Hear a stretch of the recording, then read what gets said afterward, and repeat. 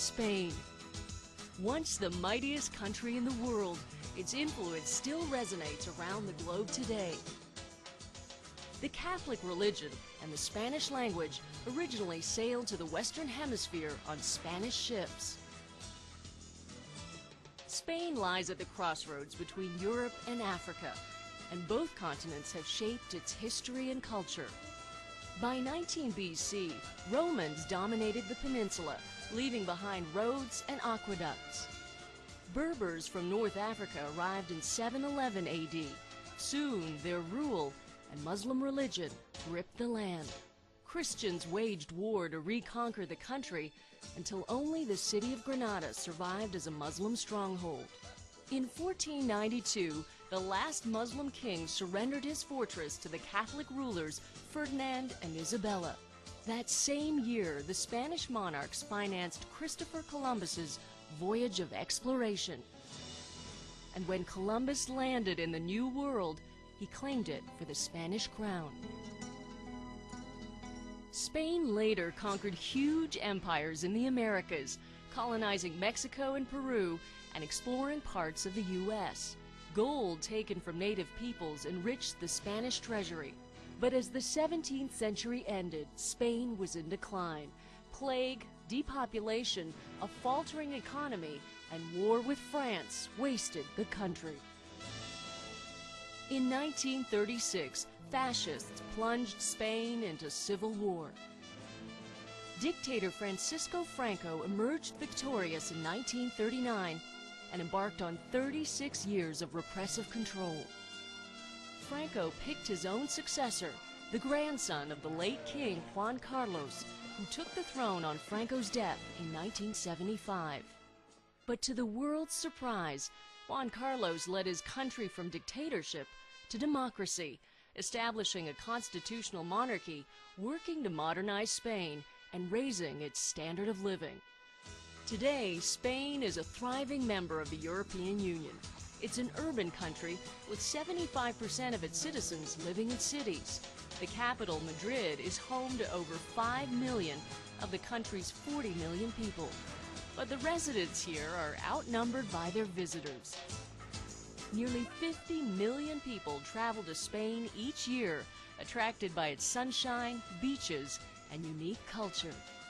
Underneath its modern exterior, Spain's traditions run deep. In Andalusia, the country's southernmost region, vineyards still thrive as they have for thousands of years. Spain is one of the world's major producers of wine, especially fine sherries. Flamenco music and dance were also born in Andalusia, where Arabic and Spanish music mingled with traditional Jewish songs. The sound is both an echo of Spain's past and a window into its enduring spirit.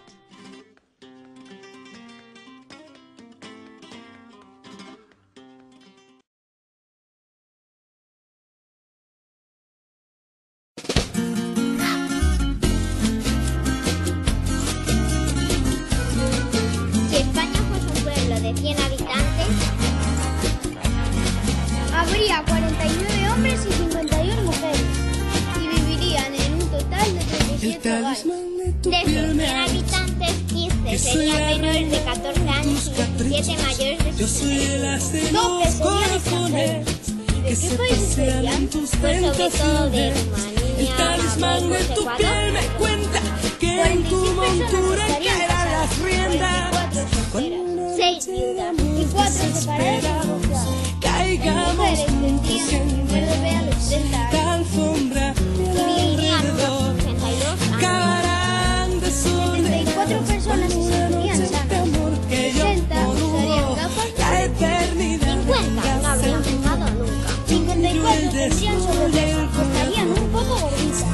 Y 13 tendrían algún. Yo soy la tierra de 17 tus personas raíces, irían al el colegio talismán de Y tu 3 piel lo estarían en la dice. universidad. Yo soy la 40 tierra de tendrían tus un trabajo. raíces, de los cuales dice el 33 corazón, tendrían el mujeres y fuego de tu 17 piel. tendrían Yo soy la tierra de 30 tus de ellos raíces, estarían contentos el con su trabajo. talismán de ¿Y tu sabes piel qué? lo dice. Las mujeres Yo soy cobrarían la algo tierra menos que de los tus hombres. raíces. Si nuestros papás cobrasen 100, Nuestras mamás cobrarían 78.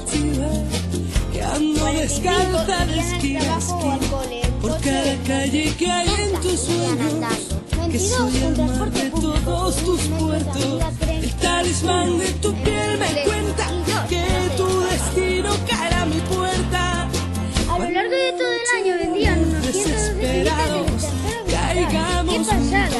Más que todos los habitantes del pueblo. Y los países de donde más vendían se Acabarán Alemania o desordenados Francia. cuando una noche de amor En el que pueblo yo había 7 pongo, empresas. la eternidad venga a ser Había también cerdos, ovejas y 2 vacas. Cada habitante consumía Soy la de tierra media de 50 tus litros de agua al día. el talismán de ¡Qué tu piel interesante! lo ¿Y por dice. qué sabemos Yo todo soy la esto? tierra de Por tus raíces, la estadística el nos ayuda a corazón, conocer el fuego de tu piel. Yo soy la tierra de tus raíces, el talismán de tu piel lo dice. Yo soy la tierra de tus raíces, el que dices tú.